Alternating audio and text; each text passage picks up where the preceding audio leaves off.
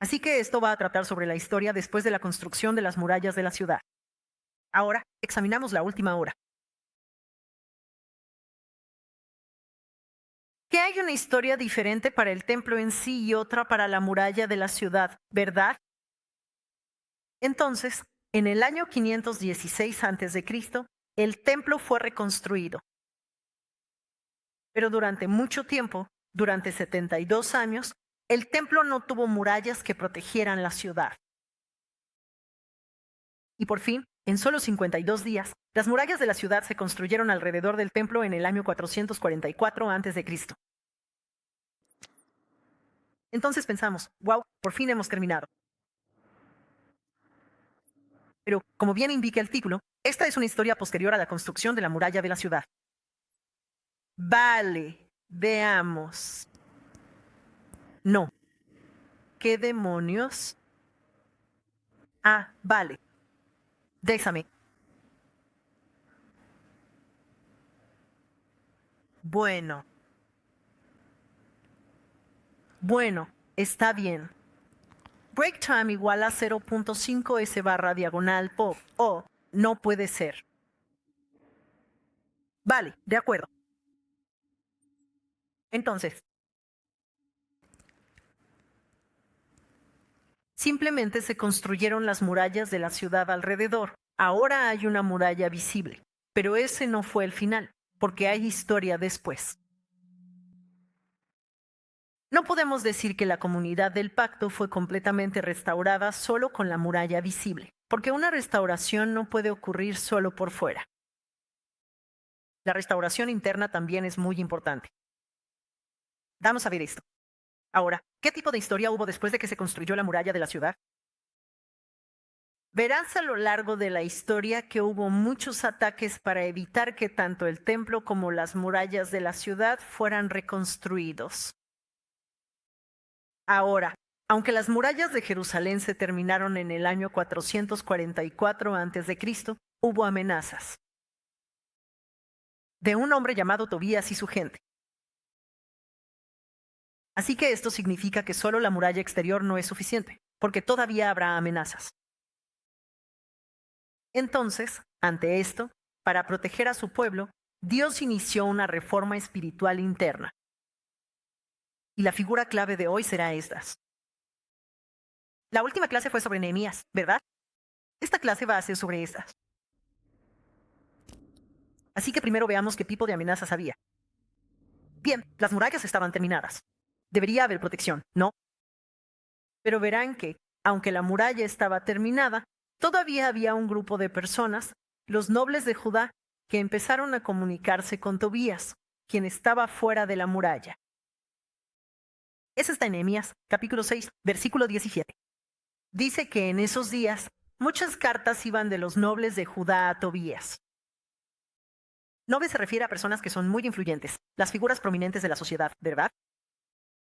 Ellos tenían una relación cercana con Tobías y también recibían cartas de Tobías. Así que podemos ver que había una comunicación muy extensa desde dentro de la ciudad hacia afuera, donde estaban los enemigos. Además, Tobías y su hijo se casaron con una familia poderosa en Jerusalén. A lo largo de la historia de la redención, veremos que el matrimonio es una de las tácticas más significativas que Satanás ha usado para frustrar el pacto. El pueblo. El matrimonio es una clave muy importante. Ahora, veremos a dos familias representativas que cayeron en estas tácticas. Comencemos con Jeremías, capítulo 6, versículo 18. Porque muchos en Judá estaban ligados por juramento a Tobías.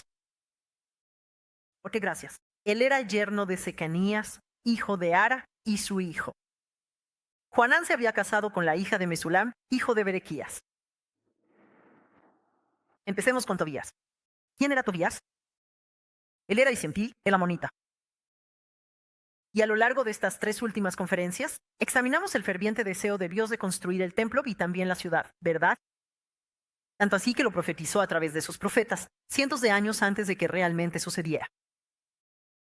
Pero cuando ese cumplimiento realmente estaba ocurriendo, cuando los israelitas estaban levantando el muro, Tobías y sus hombres vinieron y se rieron y se burlaron.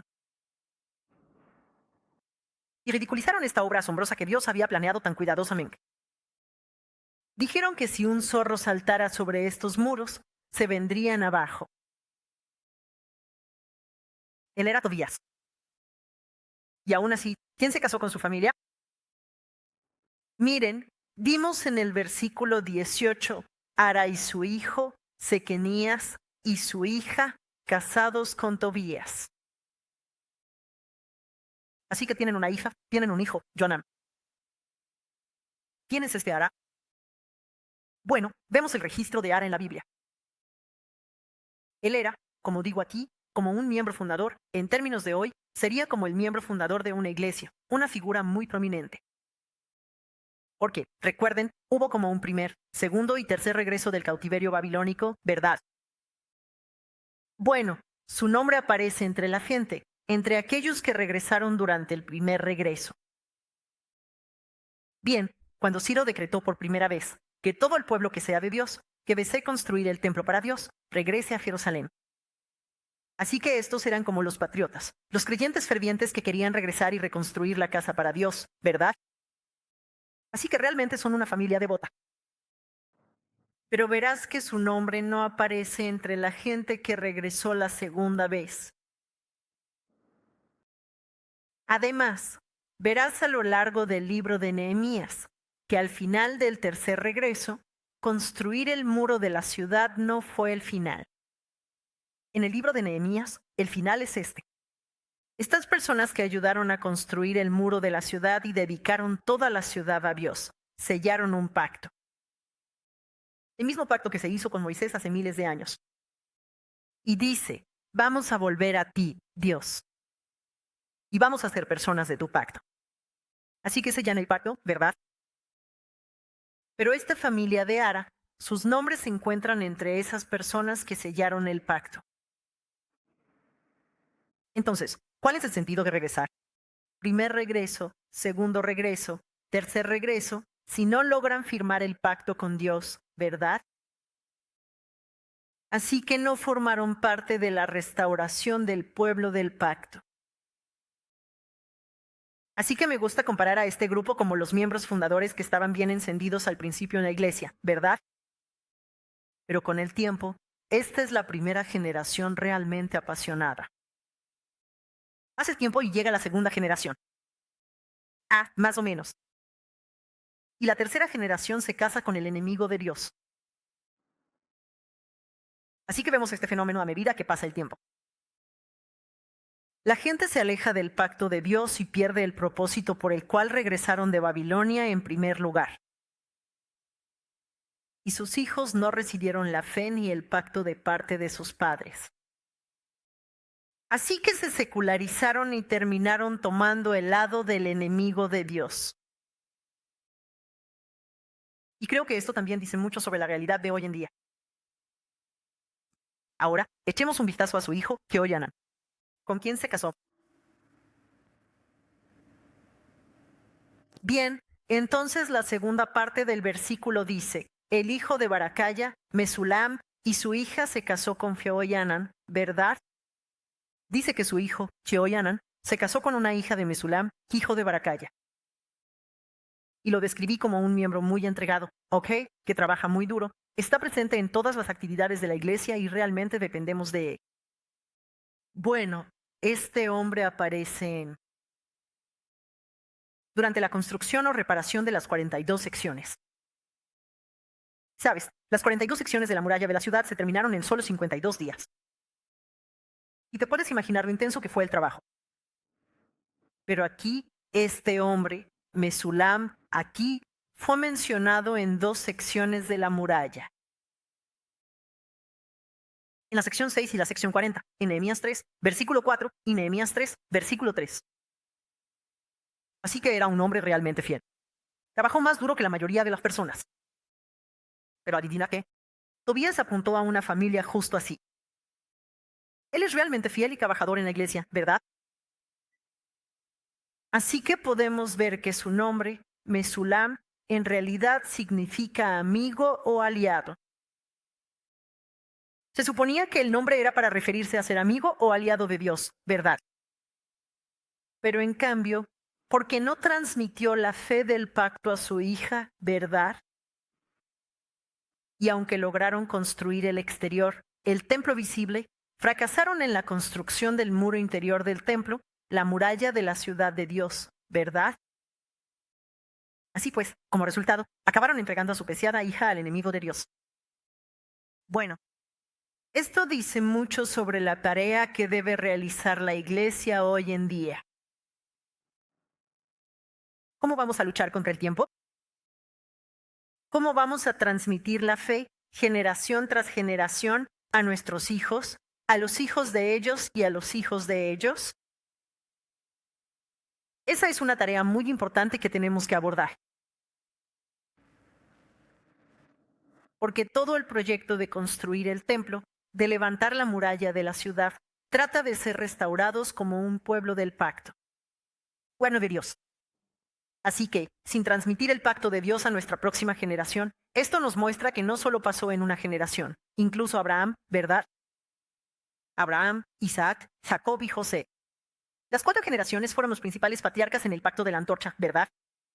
Eso es el plano del reino de Dios, ¿verdad? Así que ser un pueblo del pacto significa que la gente de aquí, desde Ara hasta Sequina, hasta la hija, tuvimos que perseverar a lo largo de todo el camino. 3 etapas de regreso hasta que sellamos el pacto juntos. Como pueblo de Dios, todas las generaciones tenemos que perseverar juntos. Ahora, así que Tobías, estando tan poderosamente aliado con las figuras prominentes dentro de Judá, él tiene toda esta información de lo que está pasando adentro, aunque él está afuera del muro, ¿verdad? Entonces, en el capítulo 6, versículo 19, dice que, además, hablaban de sus buenas obras en presencia. Así que estos nobles de Judá hablaban de las buenas obras de Tobías en presencia de Nehemías, lo cual no es del todo cierto, ¿verdad? La mentira. Están presumiendo, diciendo, oh, Nehemías, Tobías hizo esto y aquello. Debería ser amigo de él también. Porque saben que si Nehemías cae, todo lo demás se va a venir abajo, ¿verdad? Y entonces él informó. Además, ellos reportaban las palabras de Nehemías, todo de vuelta a Tobías. Así que son como informantes. Entonces Tobías, teniendo todo este conocimiento o inteligencia, como diríamos hoy, enviaba cartas para asustar a Nehemías. Eso es lo que escribió en Nehemías, capítulo 6, versículo 19. ¿Y adivina qué pasa?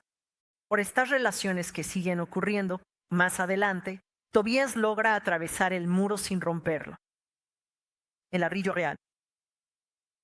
Él va a infiltrarse hasta la casa de Dios. Y esto sucede a través de un hombre llamado Eliasib, el sumo sacerdote. Bueno, ¿quién es este Eliasib? Él es un sumo sacerdote. Él está a cargo de todo el templo, ¿verdad? Por supuesto, también de los cuartos, ¿verdad? Así que en la imagen, capítulo 13, versículos 4 al 6, dice que Eliasib, el sacerdote que fue puesto sobre las cámaras de la casa de Dios, estaba relacionado con Tobías. Esta palabra, relacionado, es karov en hebreo. Significa muy cercano. Es un pariente, ¿verdad? Entonces, ¿quién es Eliasib? Según Nehemías capítulo 3, versículo 1, cuando Nehemías regresó y dijo, tenemos que construir los muros de la ciudad, Eliasib, el sumo sacerdote, siendo el ejemplo para todos los hombres, es el primero en levantarse. Él dijo, sí, Señor, vamos a construir el muro de la ciudad juntos. De alguna manera, con el paso de los años, él y su fe se deterioraron, hasta el punto de que se volvió pariente cercano. ¿Ok? Entonces aquí tenemos evidencia de que en realidad era pariente cercano. No puedo encontrar evidencia de que fuera pariente de Tobías en sí, pero sí era pariente de Sanbalat, que es el otro nombre que aparece junto con Tobías. Y en Nehemías capítulo 13, versículo 28, 13, 28, es como, después de este versículo, Nehemías. El nieto de Eliasib es yerno de Sanbalat. De nuevo, nieto significa ¿cuántas generaciones? Tercera generación, ¿verdad? Esta es nuestra tarea. Estamos pensando en la fe de nuestros nietos, ¿verdad? Muy importante. Creo que esta es una tarea que nuestra iglesia tiene hoy y vamos a superar esto, ¿verdad? Dios nos está equipando con su palabra. Ahora, entonces sí. Ahora que Tobías está en una de las habitaciones del templo, ¿qué está pasando? Así que en el versículo 5 dice que Eliasiba ahora preparó una habitación grande para Tobías. ¿Qué tipo de habitación grande era esta? Donde antes guardaban las ofrendas de grano, el incienso, los utensilios y el diezmo de grano, vino y aceite prescritos para los levitas, los cantores, los porteros y los sacerdotes. En otras palabras, esta era una habitación donde guardaban todo, para luego distribuirlo a toda la gente que trabajaba en el templo. En términos de hoy, como un salario, ¿verdad? Como si los estuvieran regalando. Tobías está en esa habitación. Entonces, ahora todo lo que se supone que debe ir a los obreros de Dios ya no puede ir a ellos, sino que se queda en Tobías porque él es el que está en la habitación ahora, ¿verdad? ¿Y qué pasó? Los trabajadores del templo de Dios huyeron porque no podían mantener a los vivos. Bueno, eso está dentro. Nehemías, capítulo 13, versículo 10, aquí mismo. También descubrí que las porciones de los levitas, lo que les corresponde legítimamente, como Dios lo había prescrito antes, según la ley, ¿verdad? Así que las porciones de los levitas no se les habían dado porque esa habitación había sido ocupada por el enemigo de Dios, ¿verdad? Por eso los levitas y los cantores que realizaban los servicios se habían ido. Cada uno a su propio campo. Bueno, entonces. Eran tiempos como estos. Así que Nehemías regresa de Persia y los echa, limpia la habitación y restaura el templo. Entonces, como ves, el templo externo no lo es todo. Lo que realmente importa es reconstruir el templo interno. Perdón, el muro interno. ¿Cuál es este muro interno? Sí. ¿Cuál es este muro interno? Bueno, Dios ha preparado esto. La manera de lograr la reforma interna, Dios provocó el movimiento de regresar a las Escrituras. Así que, punto importante número 2, ¿qué tipo de reforma ocurrió para que los muros internos se establecieran de nuevo? Esdras leyó del libro de la ley y el pueblo observó. Ahora una fiesta importante aquí, la fiesta de los tabernáculos.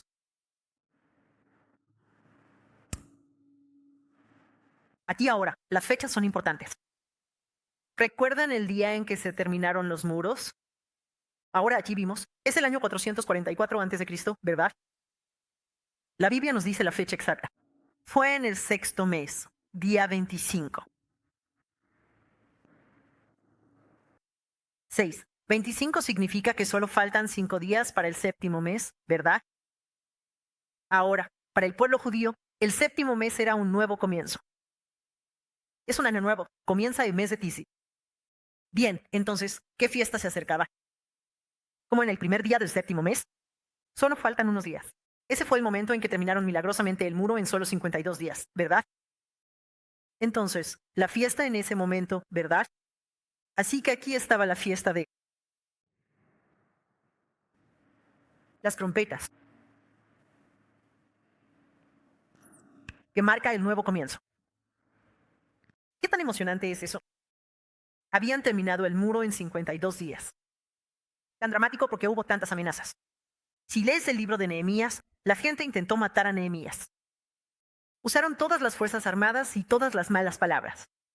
O sea, por todos los medios posibles, intentaron detener la construcción del muro de la ciudad. Bueno, pero aún así, terminaron el muro. Así que te puedes imaginar a la gente, inspirada, asombrada, dando gracias, como, wow, Dios permitió que hiciéramos esto, ¿verdad? Y entonces están aquí, comenzando su nuevo año con esta inspiración. Bueno, eso es Nehemías capítulo 8, versículo 2. Creo que Nehemías capítulo 8 es simplemente un capítulo increíble. Creo que nos presenta el prototipo de cómo deberíamos recibir la palabra. Bien, Esdras, capítulo 8, versículo 2. Ese día, entonces Esdras, el sacerdote, trajo la ley ante la asamblea de hombres y mujeres, y todos los que podían escuchar con entendimiento, en el primer día del 7º mes, porque la gente estaba tan ensillada. Acababan de presenciar la obra de Dios. Dijeron: Esdras, por favor léenos el libro de la ley del Señor. Así que, en realidad, fueron las personas quienes le pidieron a Esdras que abriera el libro de la ley. Entonces comienzan la trompeta de la fiesta, el primer día del 7º mes, leyendo el libro de la ley. Ahora, antes que nada, esto es un gran avivamiento, un avivamiento de leer la palabra. Así que, hermanos y hermanas, no hay avivamiento si no lees la Biblia, ¿ok? Es la verdad, ¿verdad? Hay una razón por la que Dios escribió este libro tan grueso para que lo leamos, ¿ok? Este es su libro. Todo comienza leyendo. Tenemos que recordar que no podemos cortar, ni desviarnos de eso. No solo eso, leyeron el libro. De la ley desde el amanecer hasta el mediodía. Entonces, jóvenes adultos, ¿cuántas horas serían desde el amanecer? Dices las 6 en punto. Esta mañana tuvimos nuestro servicio religioso al amanecer a las 6, ¿verdad? Hasta el mediodía. ¿Cuántas horas son esas? 6 horas. Bueno, leamos Nehemías, capítulo 8, versículo 3. Entonces Esdras leyó del frente a la plaza, que estaba frente a la puerta del agua, desde primera hora de la mañana hasta el mediodía. Y la presencia de hombres y mujeres, de aquellos que podían entender, y todo el pueblo estaba atento al libro de la ley. Bueno, entonces, no solo eso, la segunda parte es un avivamiento de temer la palabra. Ok, ahora el temor. Esta es una expresión muy importante. ¿Cuánto temían ellos la palabra? ¿Cuánto respetamos nosotros la palabra? Creo que esta es una pregunta que nos llega al corazón a todos, especialmente en la era de la pandemia de COVID, cuando los servicios en línea son muy populares, ¿verdad? ¿Cuánto realmente respetamos la palabra? Y creo que la manera en que actuamos cuando estamos solos realmente demuestra cómo somos en realidad, ¿verdad? No cuando hay mucha gente, ¿cierto? Como lo hago cuando estoy solo. Eso realmente muestra quién soy en verdad, lo que realmente hago. Bueno, veamos qué fue lo que hizo la gente.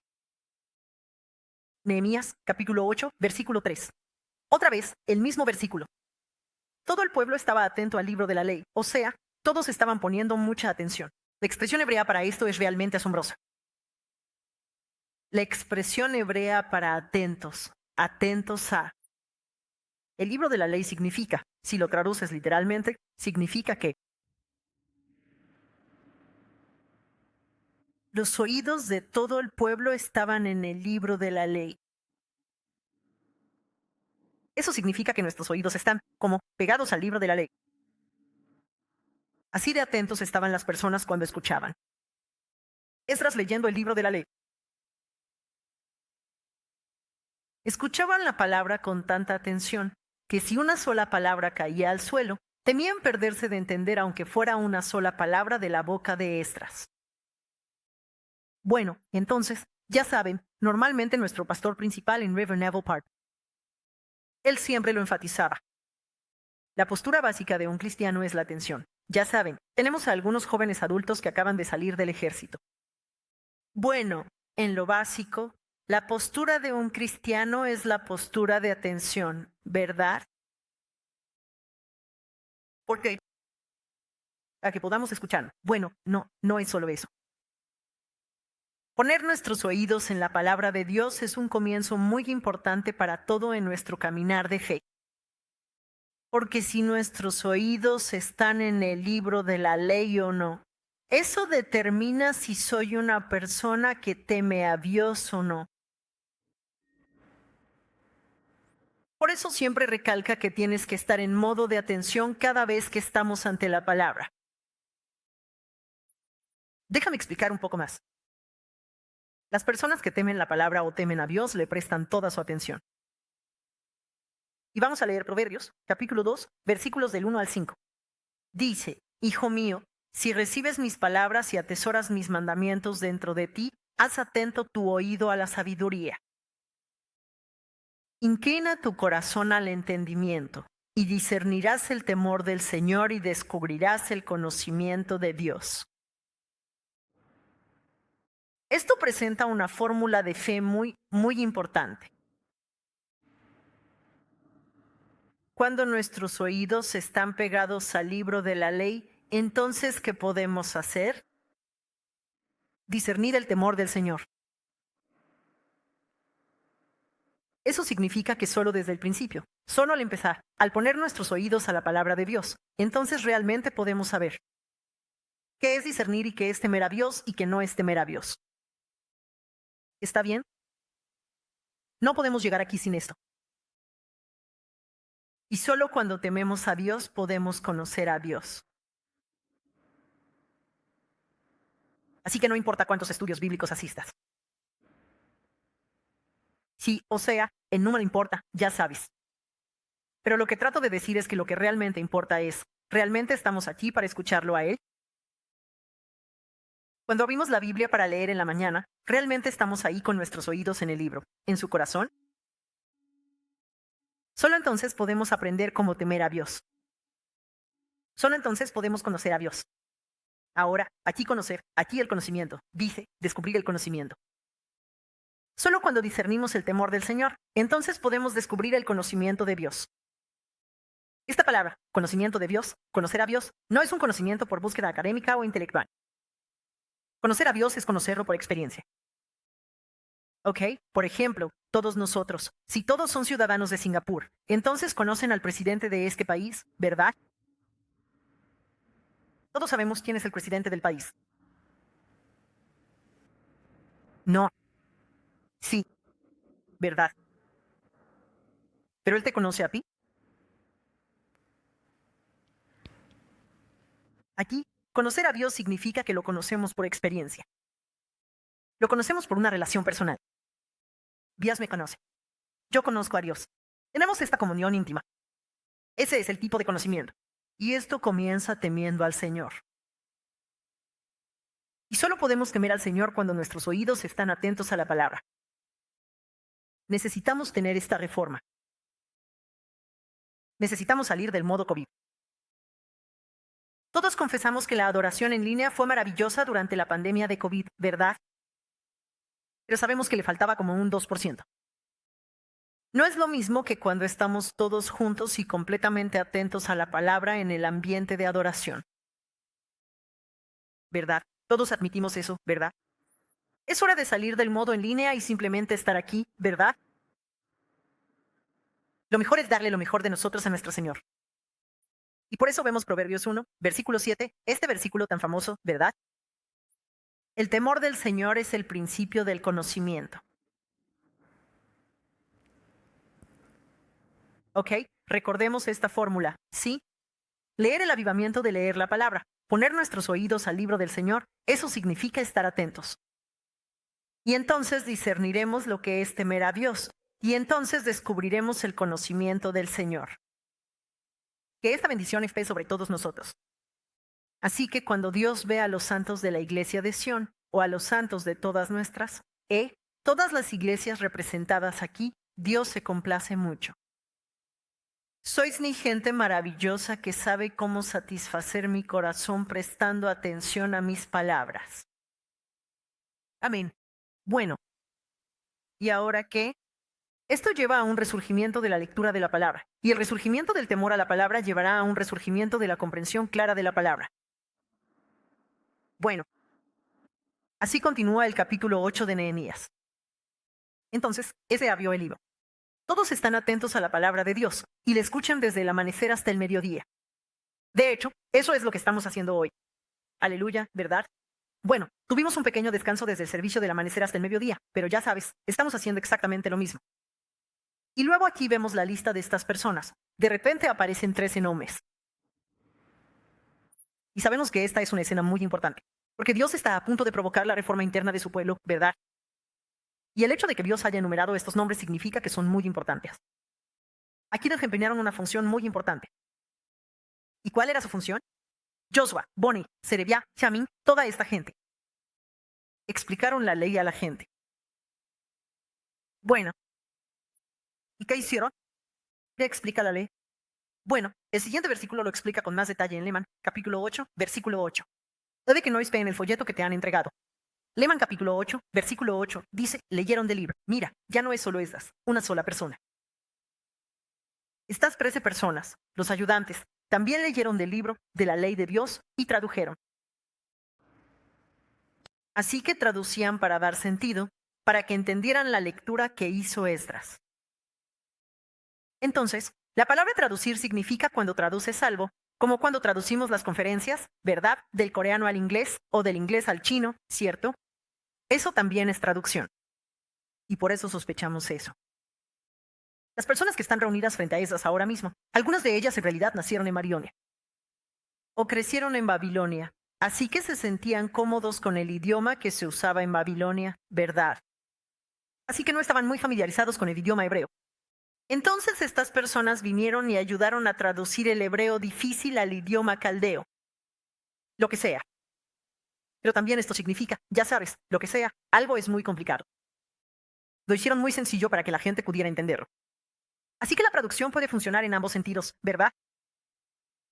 Entonces, también tradujeron y verás que la gente permanecía en sus lugares. ¿Qué significa eso? Estas 13 personas se dispersaron y fueron a este grupo, a aquel grupo, se repartieron entre la gente.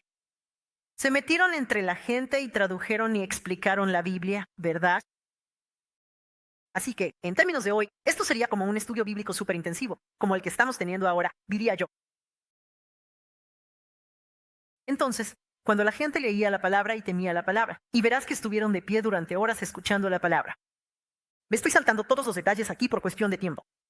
Pero cuando la gente está tan atenta a las palabras, anhelando comprender, como los intérpretes, hay gente que se dedica a la exégesis y tenemos, ya saben, decanos, profesores y pastores por todas partes aquí. Como todos, nos hemos unido para poder explicar la Biblia. Cuando la gente se esfuerza tanto por comprender la Biblia, llega un gran avivamiento. Un conocimiento que desconocían hasta entonces. Bueno, lo primero que pasó fue que todos lloraron. Las personas que entendieron la palabra lloraron. A través de la palabra, se dieron cuenta de su pecaminosidad, pereza, ignorancia y lloraron amargamente. ¿Qué palabra entendieron para darse cuenta de todo esto y llorar?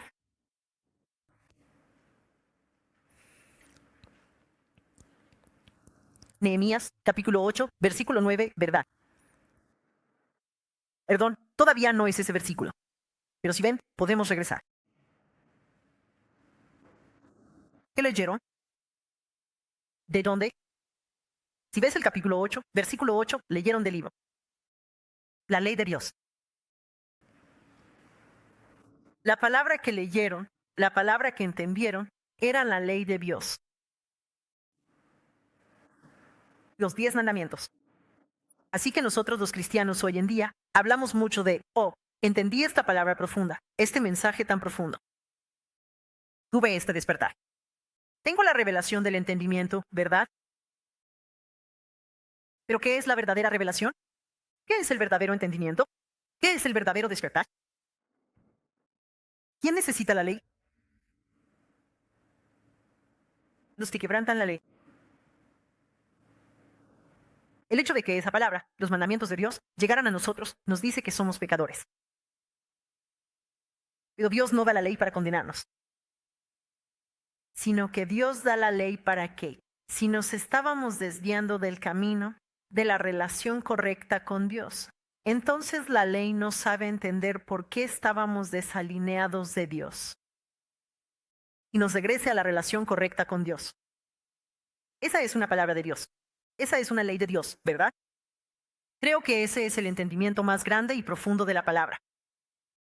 Que nos demos cuenta de cuánto me he desviado de mi relación correcta con Dios y reconocerlo. No se trata solo de los años en las fechas. No se trata solo de lo que pasó en la historia redentora de Dios. aprender de eso, darme cuenta de cuánto me he desviado del camino perfecto que Dios me asignó, y entonces querer regresar, volver a Dios. Y así, la gente tuvo la bendición de entender esto y se dieron cuenta de quiénes eran en la relación correcta con Dios. Y aún así lloraron amargamente. Ese es el momento en que el corazón de Dios, quien dio la palabra, y el corazón del pueblo que recibió la palabra, se encontraron. Y oro para que siempre experimentemos esto, cada día, cada vez que venimos a la palabra. Así que Nehemías capítulo 8, versículo 9, entonces Nehemías, que era el gobernador, y Esdras, el sacerdote y escriba, y los levitas que enseñaban al pueblo, dijeron a todo el pueblo, este día es santo para el Señor, su Dios. No lloren ni se lamenten, por todos. La gente lloraba cuando oía las palabras de la ley. Bien, Dios dice, no lloréis. No llores. Esto se debe a que su corazón y el corazón de la gente se encontraron. No podemos solucionar nuestros problemas por nuestra cuenta. Pero cuando nos damos cuenta de ello, sabemos que podemos acudir a Dios y a nuestro Dios. Ningún pecado, ninguna muerte, ninguna tribulación, ninguna persecución puede separarnos de Él, ¿verdad? Nuestro Dios es lo suficientemente grande. Su gracia es tan asombrosa. Él puede cubrir toda la multitud de pecados. Amén, ¿verdad? Ese es el poder de Jesucristo. Así que cuando aprendemos eso de la palabra, cuando me he desviado, cuando digo, quiero volver a ti, eso es todo lo que se necesita. Y Él dijo, no llores. ¿Qué significa eso? No llores significa no te preocupes. Yo puedo cuidar de ti. Ese es el Dios con el que nos encontramos. Eso es Yahweh. Conocer por experiencia. Tener la relación más cercana, ¿verdad? Eso es lo que la gente experimentó. Así que cuando entendemos la palabra, realmente entendemos la palabra, entonces Dios nos da el gozo espiritual. Creo que eso es lo que más anhelan los cristianos de hoy. Estoy hablando francamente, de manera realista, ¿verdad? Gozo al caminar con el Señor. Y llegaron hasta Nehemías 8:10. Y Él les dijo, no lloren, ¿verdad? Dice, ve y come una bebida abundante del dulce y envía porciones a los que no tienen nada preparado. Vamos a hacer una fiesta, ¿vale? Y porque este día es santo para nuestro Señor. No estés triste, no te aflijas, no te desesperes. Por el placer. Del Señor está tu fuerza. ¿De acuerdo? El gozo del Señor. Y esto no se trata de, oh, ¿puedo regocijarme en el Señor? No, no es eso. Si miras la expresión hebrea, es hedvat. Significa gozo del Señor. Significa el gozo que el Señor da. Él es el origen de todo gozo, satisfacción y gratificación en nuestras vidas. Entonces, cuando entendemos la palabra, Dios nos da este gozo. Y ese gozo se convierte en nuestra fortaleza como creyentes. Y esta palabra gozo en hebreo es maut. ¿Adivina qué significa esta palabra? Lugar de refugio, fortaleza, seguridad y protección. Y hermanos y hermanas, este es el verdadero muro que tenemos que levantar en nuestro corazón. Y todo esto viene de entender la palabra de Dios.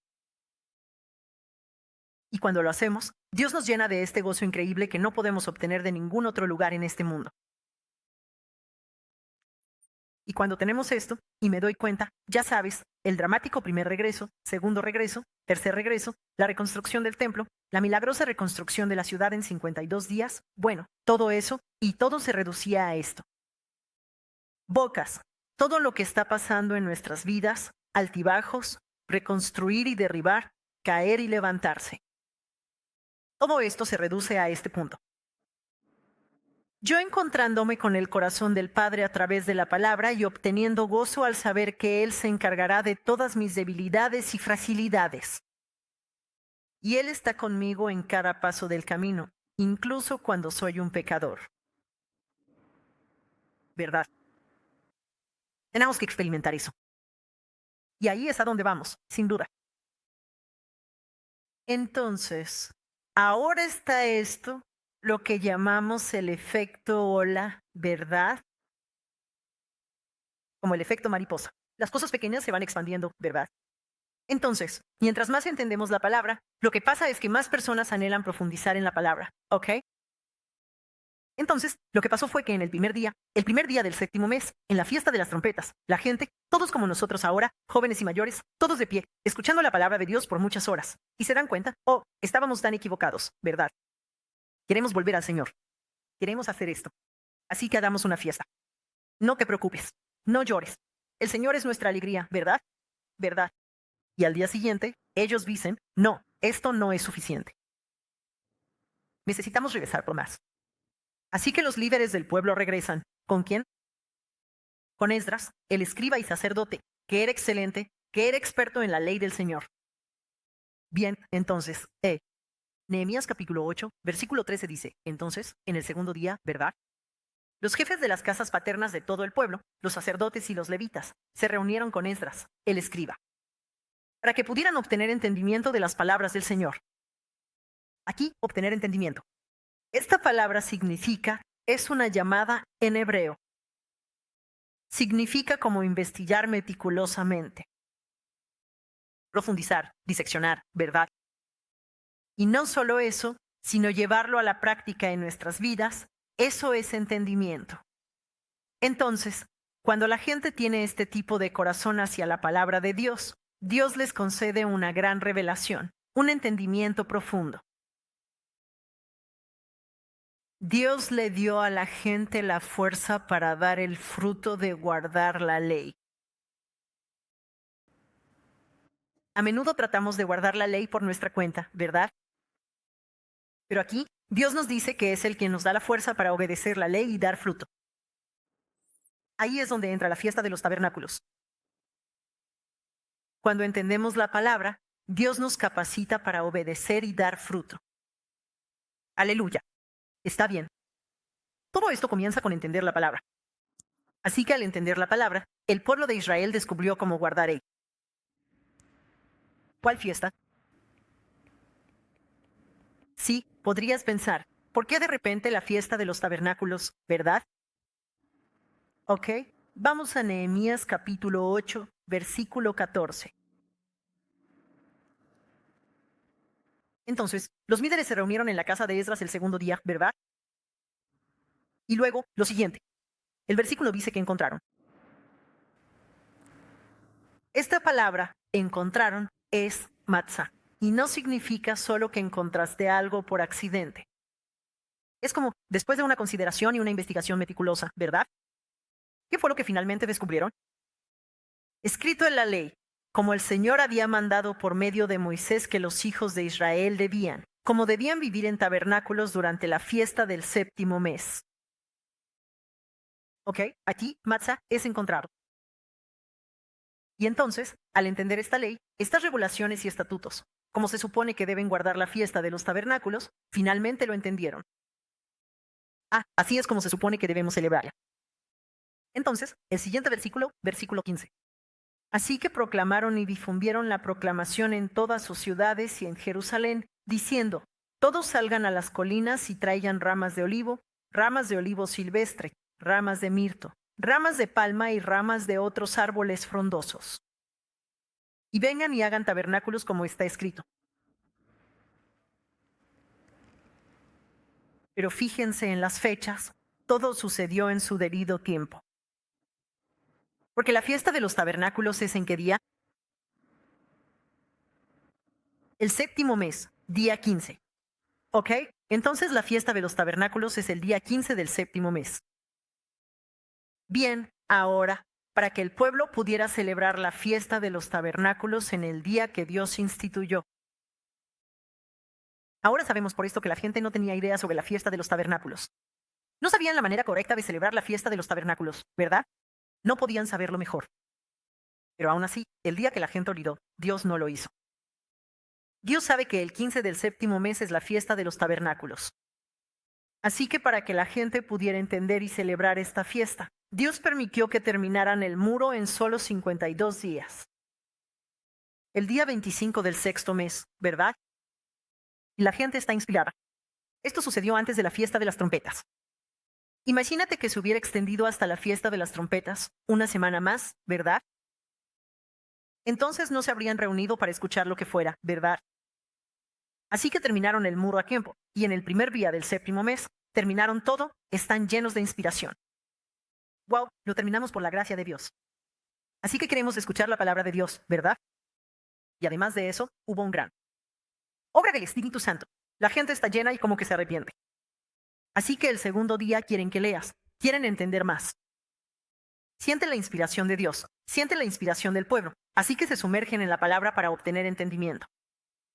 Y como resultado, porque esto pasó el segundo día. Hasta el día 15, tienen como 2 semanas para que la gente salga y realmente haga enramadas. Dios nos fortalece para obedecer su palabra. Todo es obra suya. Y Él hará que esto suceda en la vida de todos nosotros también.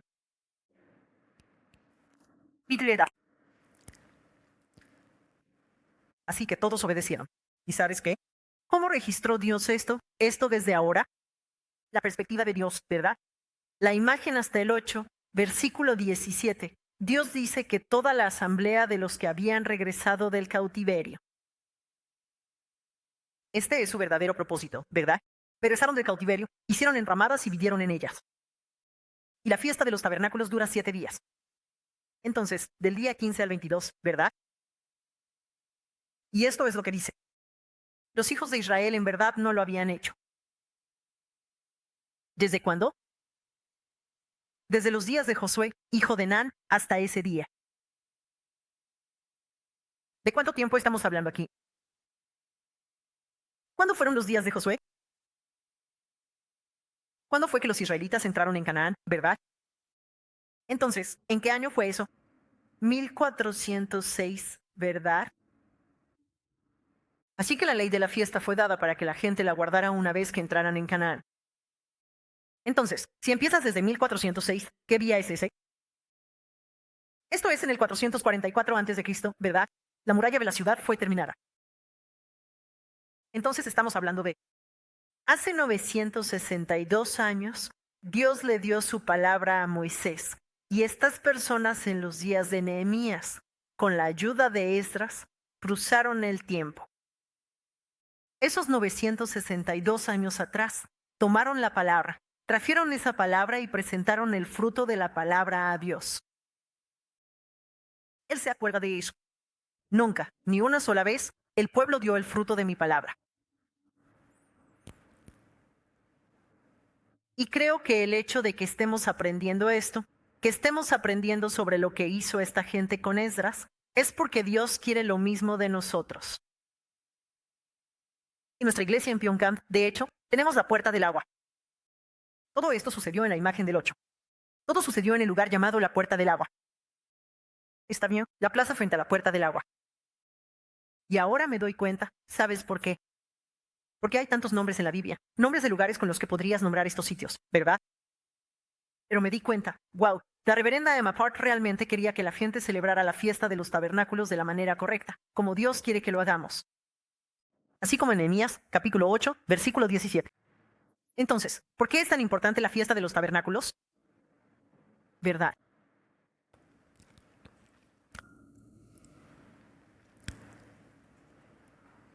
Está bien.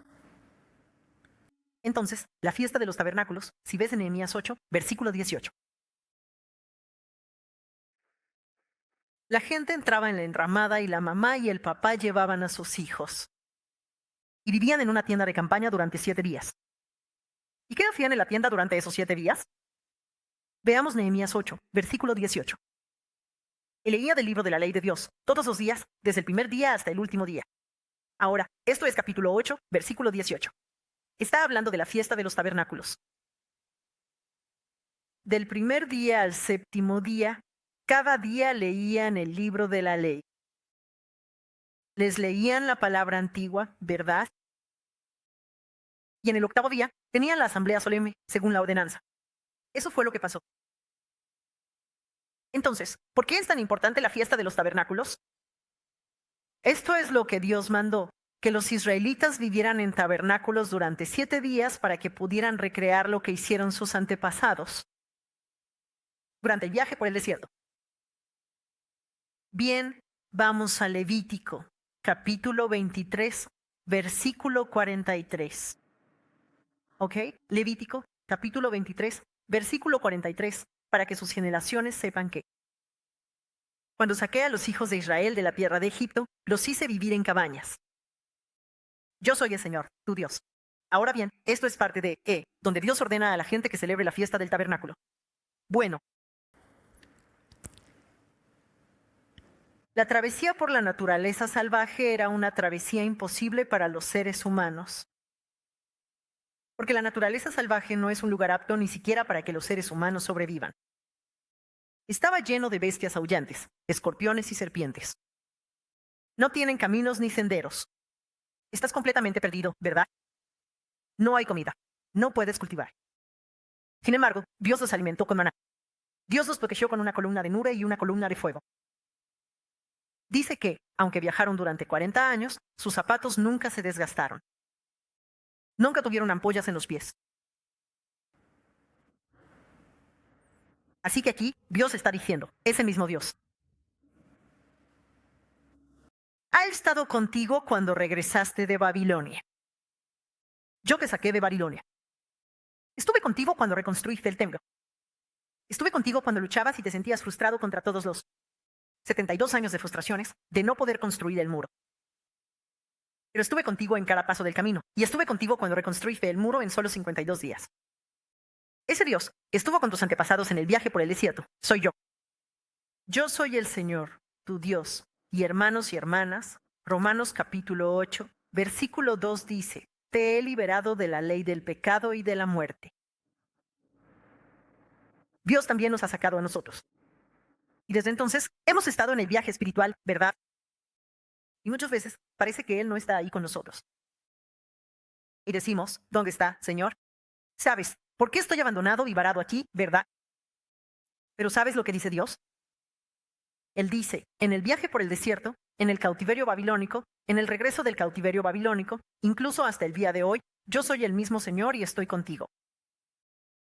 Eso es lo que atestigua la historia de la redención. Y desde la perspectiva de Dios, Él dice esto. Así es como Él ha estado con nosotros. En Deuteronomio 1, versículo 31, dice, y en el desierto, donde viste como el Señor, tu Dios, te llevó. Esto no habla desde nuestra perspectiva porque nosotros no vemos a Dios, ¿verdad? Esto es desde su perspectiva. Él dice que nos ha estado llevando todo el camino, así como un hombre lleva a su hijo. Todo el camino que has recorrido hasta llegar a este lugar, he estado contigo. Yo soy tu Yahvé. Ese Dios está vivo. Él está con nosotros, ¿ok? Y Él quiere que tengamos la fiesta espiritual de los tabernáculos, donde todas las familias se reúnen. Enseñen a los niños, ¿verdad? Esto es lo que nuestro Dios hizo por nuestros antepasados. Desde entonces hasta ahora, nunca ha cambiado. Nosotros fuimos malos y perversos, pero Él siempre fue fiel y cumplió sus promesas. Eso es lo que necesitamos enseñar y grabar en el corazón de nuestros hijos, ¿verdad? La buena mano de nuestro Dios. Esdras sabía esto. Nehemías sabía esto. Que la buena mano de nuestro Dios ha estado con nosotros en cada paso del camino. Él ha estado con nosotros hasta ahora y seguirá estando con nosotros hasta la reconstrucción, hasta la consumación de la nueva Jerusalén.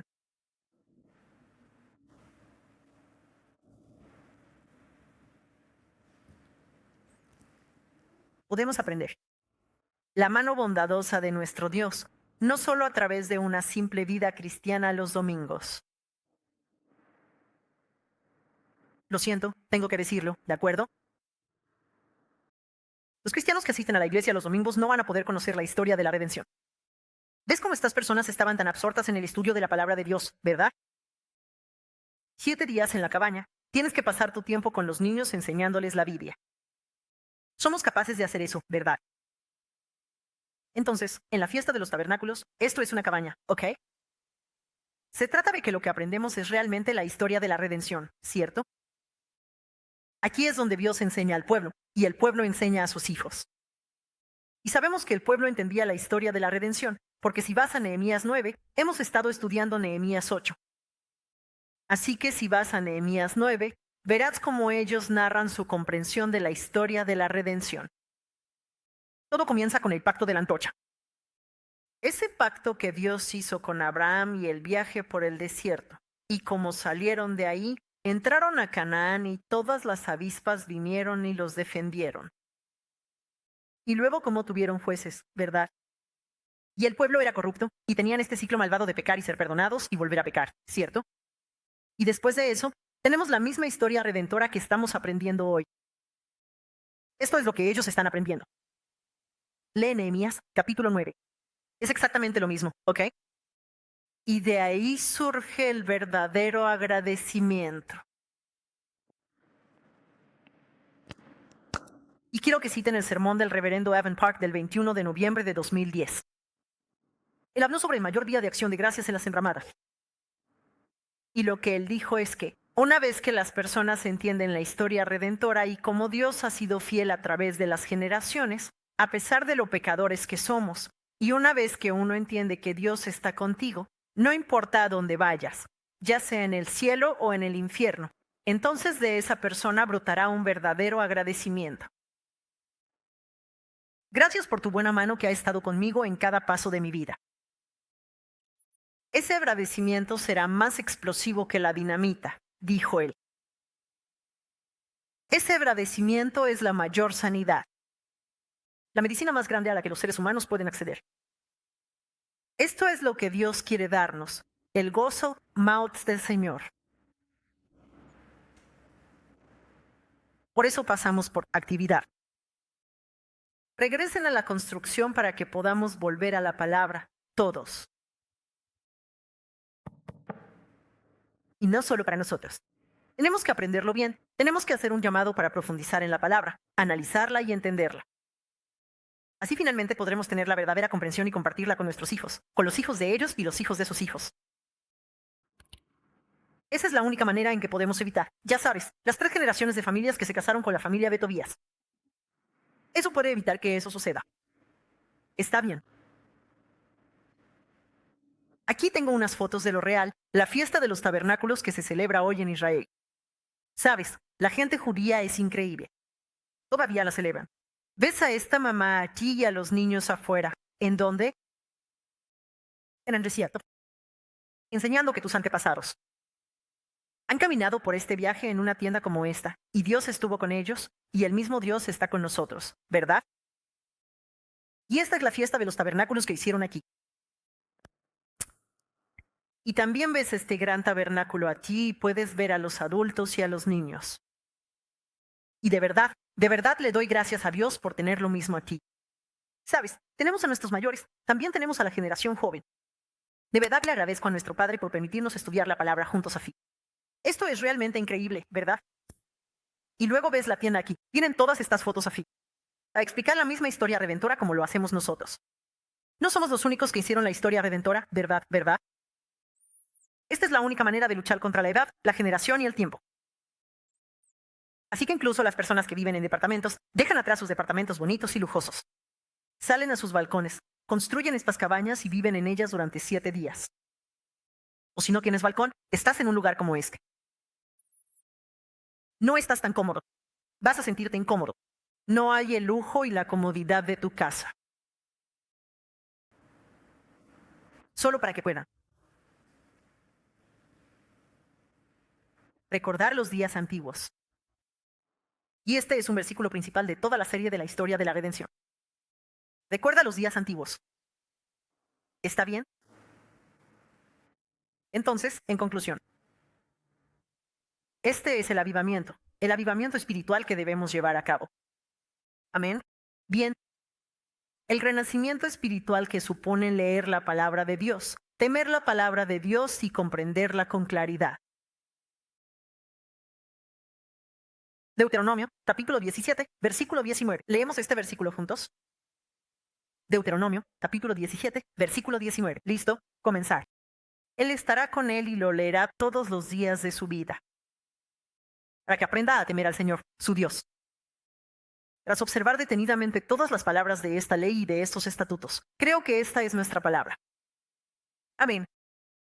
Dios quiere que entendamos su libro de tal manera que sepamos que Él escribió esta Biblia hace miles de años. Esto comenzó en la época de Moisés con el libro del pacto, ¿verdad? 1446 a.C. Y así surgió la Biblia que tú y yo tenemos hoy. Y deseaba comprender tanto esta palabra que trajo a personas como Nehemías o Esdras, para que la gente pueda despertar a la palabra de Dios y a su gran reforma, ¿verdad? En nuestra generación también, Dios quiere que entendamos tanto la Biblia que hace 500 años hubo una gran reforma religiosa. Dice, regresen a las Escrituras, ¿verdad? Con la ola de regresar a las Escrituras. Ya sabes, la Biblia llegó a Corea. Estamos aprendiendo sobre John Ross, quien fue el primer traductor de la Biblia al coreano. Y la Biblia llegó a Corea en 1882, hace 140 años, ¿verdad? Y entonces, ahora nos reunimos para encontrarnos con esta palabra, exponiendo la palabra así juntos, ¿verdad? Nuestro Dios quiere que entendamos la Biblia tanto.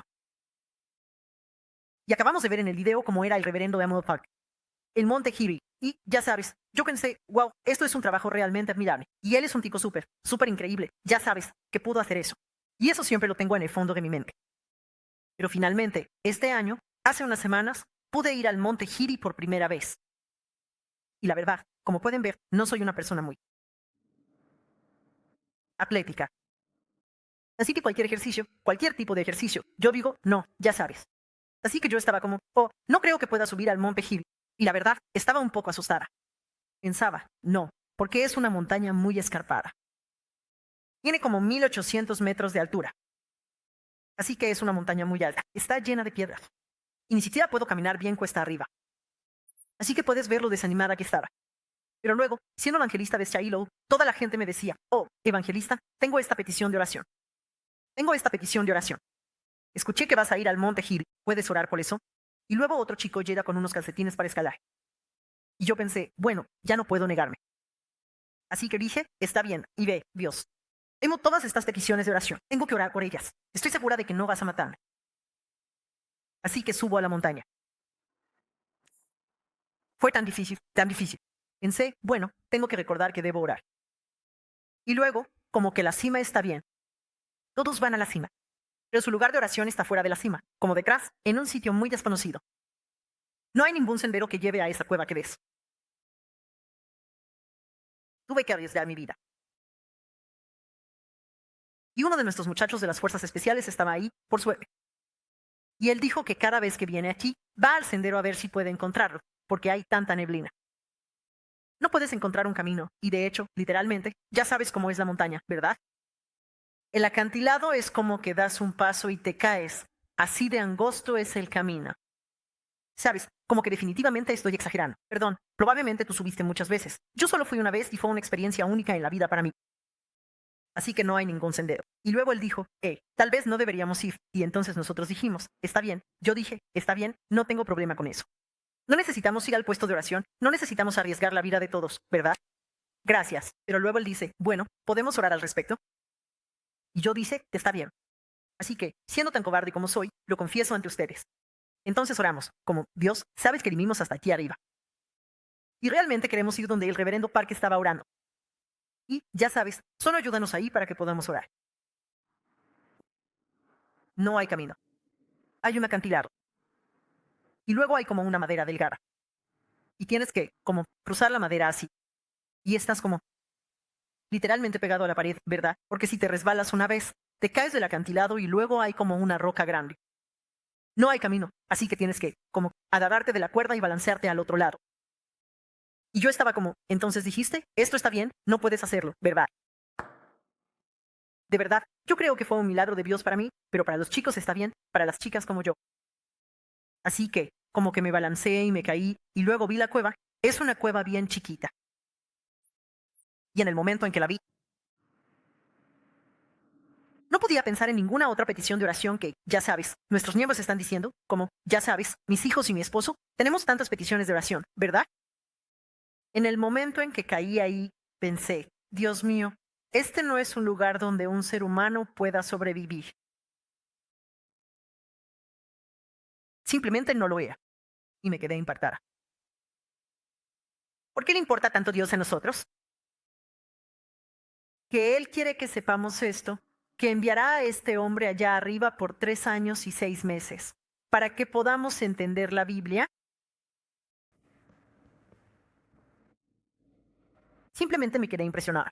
Todas las peticiones de oración simplemente desaparecieron y solo puedo decir gracias. Gracias por este esfuerzo que tú, Dios, has puesto tanto. Estos antepasados, escritos en esta Biblia, están vivos. Nos están gritando que Dios es real y quieren conocernos cara a cara viajando a través del tiempo y el espacio. Esto es palabra de espíritu, ¿verdad? Y la Biblia está con nosotros en nuestro regazo. Esta es la historia redentora, ¿verdad? Así que volvamos a la Biblia. Dejemos toda la tontería en línea, ya sabes, la pandemia de COVID, lo que sea. Hay muchas circunstancias difíciles sucediendo ahora mismo. Por favor, tomen nota. Tobías entró al templo para frustrarnos, ¿verdad? Ese es el tipo de resistencia contra la que tenemos que luchar. Pero vamos a unirnos y hacer de esto nuestro mejor amigo hoy, porque ha habido muchos sacrificios para que tengamos esto hoy. ¿De acuerdo? ¿Qué somos nosotros? ¿A quién le importa? ¿Por qué le importaría a Dios a nosotros, verdad? Pero aquí estamos. Así que leamos. También Deuteronomio 31, versículos 12 al 13. Aquí Dios quiere que hagamos esto. ¿Está bien? UM 31, versículo, capítulo 12, capítulo 31, capítulo 31, versículos 12 al 13. Leamos esto juntos. ¿Listos? Empiecen. Reúnan al pueblo, a los hombres, las mujeres y los niños, y al extranjero que está en su ciudad, para que escuchen, aprendan y teman al Señor, su Dios. Y tengan cuidado de observar todas las palabras de esta ley y sus hijos que no han conocido. Escucharán y aprenderán a temer al Señor, su Dios, mientras vivan en la tierra que están a punto de cruzar el Jordán para poseer. Y yo creo que existimos para este propósito. Bien, así como Loen compartió la noticia sobre el gran trabajo que estamos haciendo aquí, creo que para esto estamos aquí. Por favor, sepan que Dios los valora muchísimo. Ustedes son sus fuerzas especiales y Dios nos eligió. Bien, sintámonos orgullosos de eso y construyamos de verdad el verdadero muro de Jerusalén. La ciudad de la paz. Cuando tengamos este gran muro de verdadera alegría por conocer al Señor, rebosará en nosotros. Y si hay alguna necesidad débil, animémosla, ¿verdad? Incluso hasta Manuel, allá atrás, ¿verdad? Tenemos al bebé aquí estudiando con nosotros, ¿saben? Quiero decir, lo difícil que es cuidar al bebé, y esta es la palabra, ¿verdad? Algunos de nosotros hemos pasado por eso, ¿verdad? Animémonos unos a otros para que juntos podamos construir la nueva Jerusalén. Amén. Bien, jóvenes, todos nosotros, volvamos a esto. Él quiere llamar a tu puerta y morar en ti, y mostrarle al mundo lo maravilloso que es nuestro Dios a través de ti. Amén. Bien, oremos. Padre Dios, vemos cuánto anhela el mundo a personas que lean la palabra y aprendan a temerte. Y anhelo comprender profundamente la palabra de nuestro Dios, para dar testimonio de la grandeza de nuestro Dios y de su fidelidad hacia la humanidad, quienes son tan despreciables y están tan llenos de traiciones y desconfianza. Padre, ayúdanos a convertirnos en esas personas que están de pie en la puerta del agua, escuchando a Esdras leer el libro de la ley, donde sea que vayamos, en nuestras familias y lugares de trabajo. Que esos lugares se conviertan en las cabañas espirituales donde siempre meditamos en tu historia redentora. Danos poder con el Espíritu Santo, para que podamos entender la profundidad de tu corazón, para que estemos llenos de mouths, el gozo de nuestro Señor, y así podamos experimentar una acción de gracias explosiva, como dinamita. En este día de acción de gracias, que la búsqueda desde lo más profundo de nuestro corazón sea como la medicina sanadora más grande de todas. Por favor, concédele eso a todos los miembros de la Iglesia de Sion, a todas las personas que están reunidas aquí, a todos los maestros, hombres y mujeres. Dios, Padre, que podamos convertirnos en esa raza, en esa generación, para decirle al mundo entero que es tiempo de volver a las Escrituras, porque tu palabra está viva. Padre, te agradecemos mucho por pasar este tiempo con nosotros. Muchas gracias por ser fiel con nosotros. Muchas gracias por llevar adelante tu historia redentora hasta el día de hoy, desde hace miles de años, solo para que podamos entender que eres un Dios asombroso y maravilloso. Padre, ayúdanos a vivir conforme a tu palabra.